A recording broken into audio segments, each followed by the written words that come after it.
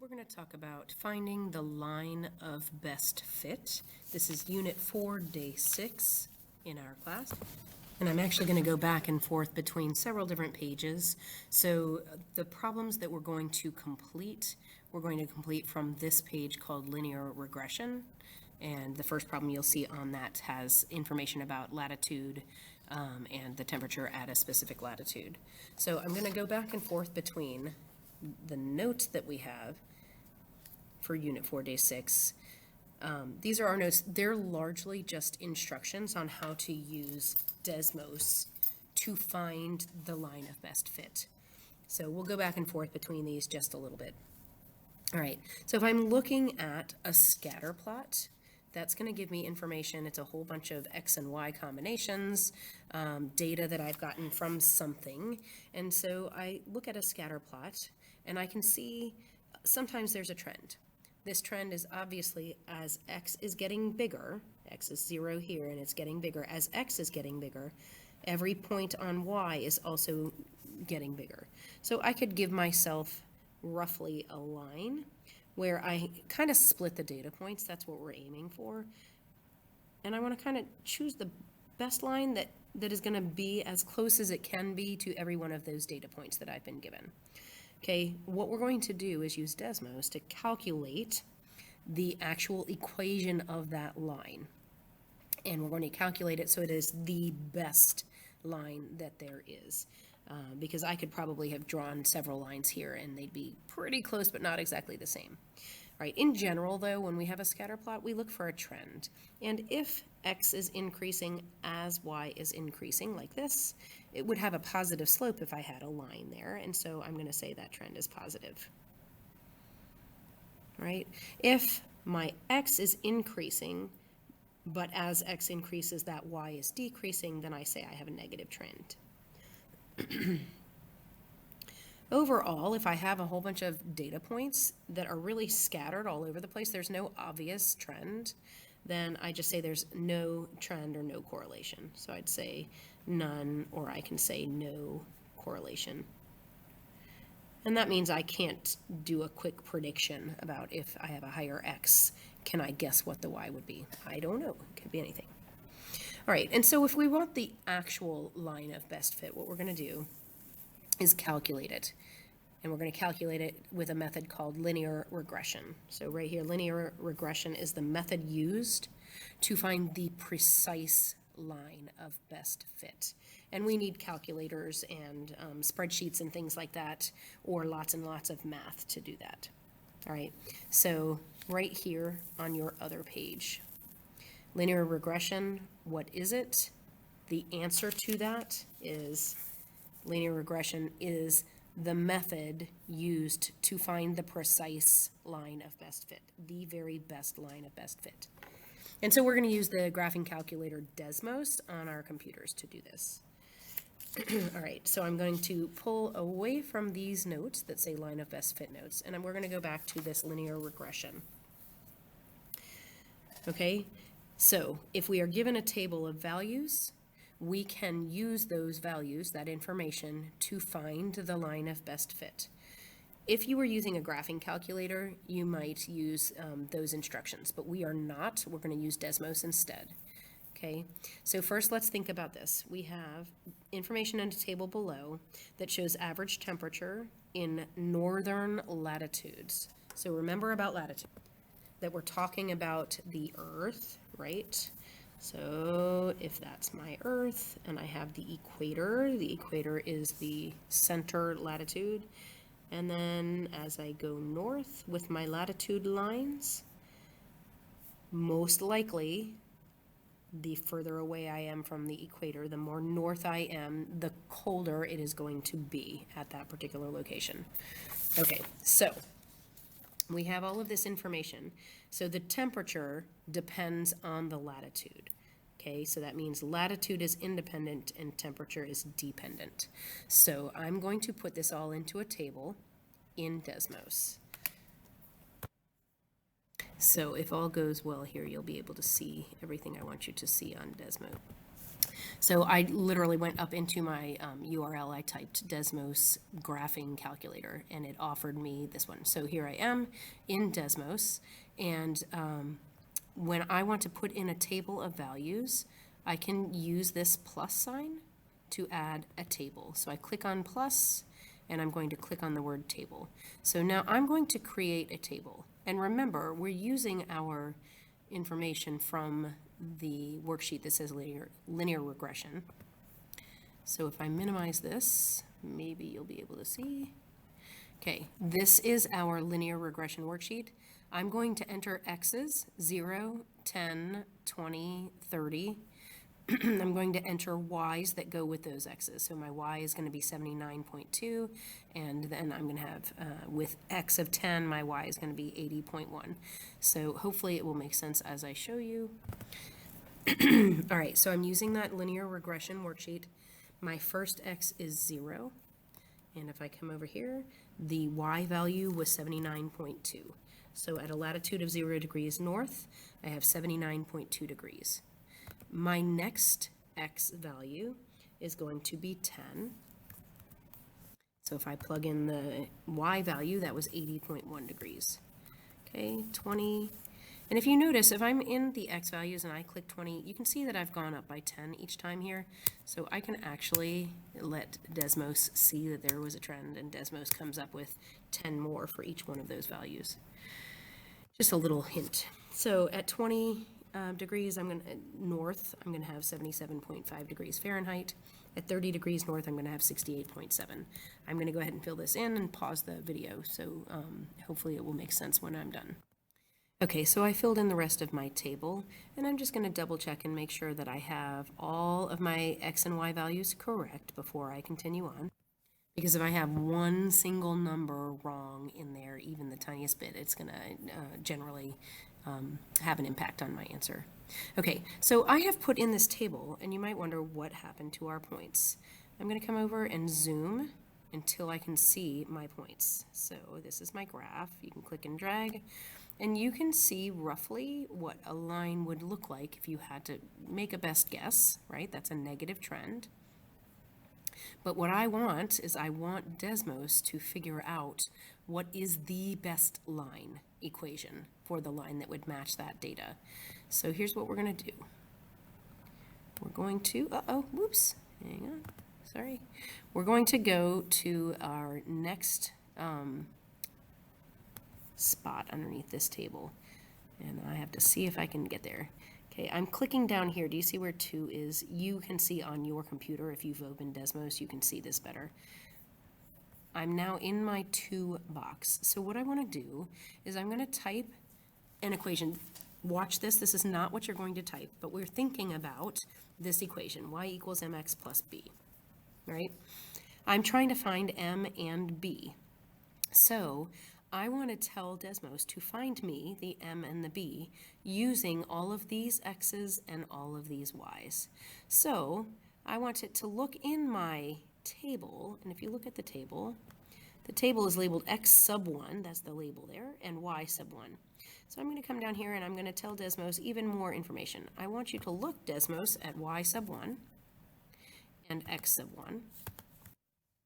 And now I need Desmos to calculate it. So I can't tell Desmos equal sign. I need to tell Desmos to calculate it. So I'm going to use the tilde. This is right underneath your escape sign. Okay, I have y sub 1 tilde m x sub 1 plus b. It's really the slope-intercept form of a line, except I use the tilde to tell Desmos to do my calculating. And I used sub 1 so that Desmos knew where to look for points. All right, we are not talking about r squared or r value. Those are for higher math levels. We aren't looking at those, but we will look at the m and the b. So I now know my m. I'm going to round to the nearest hundredth while I'm doing this. So I know my m is negative 1.06, and I know my b is 92.31 because I'm rounding. So keep that in mind, and I'm going to look back at the linear regression worksheet, and we'll talk about what that means. Before we leave, though, just look and see. That dark line is what Desmos has decided is the best line that represents that data. All right, so go back to your linear regression worksheet, please. And you'll remember that what we just got from Desmos, after Desmos found us the line of best fit, we learned that M is negative 1.06, and I have rounded, right? They gave us more on Desmos. And we know that B, when I round it, is going to be 92.31.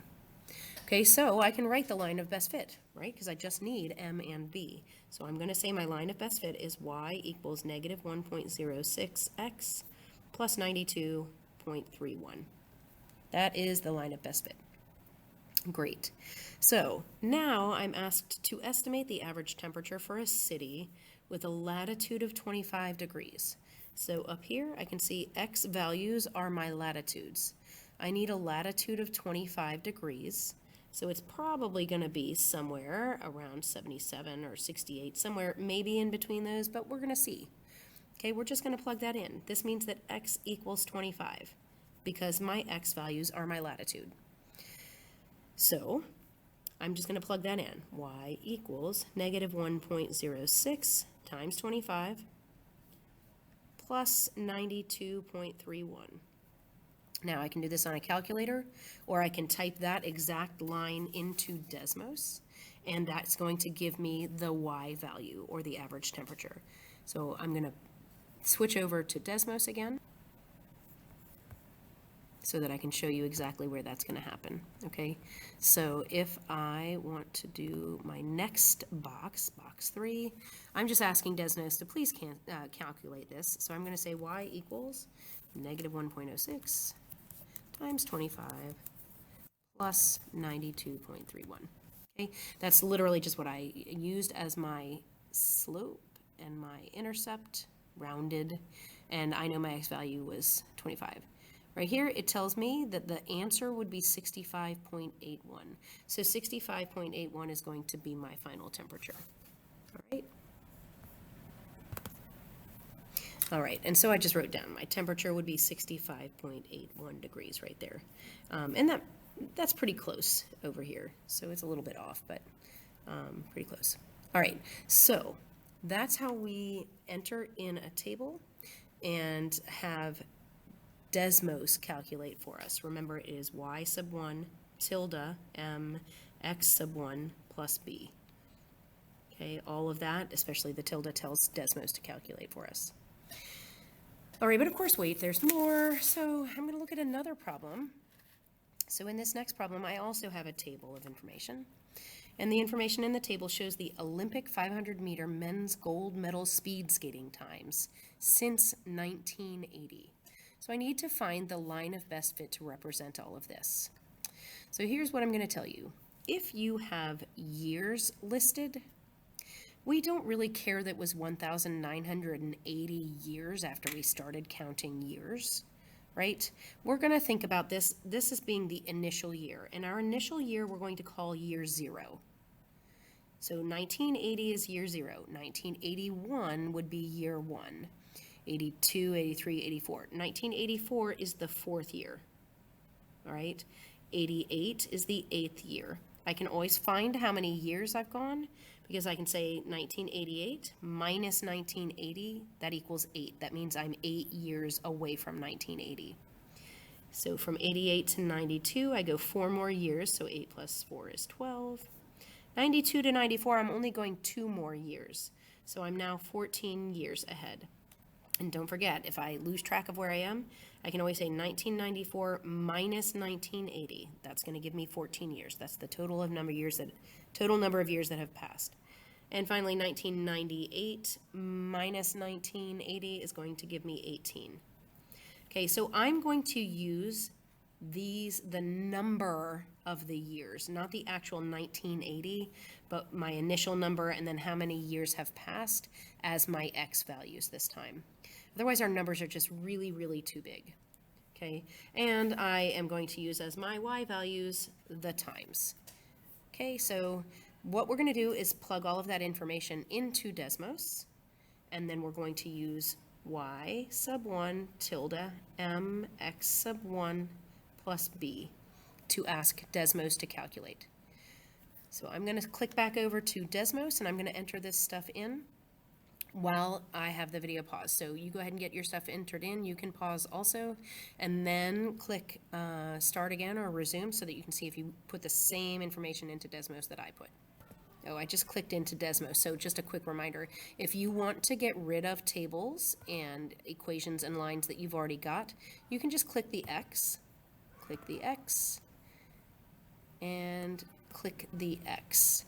Be careful when you create a new table.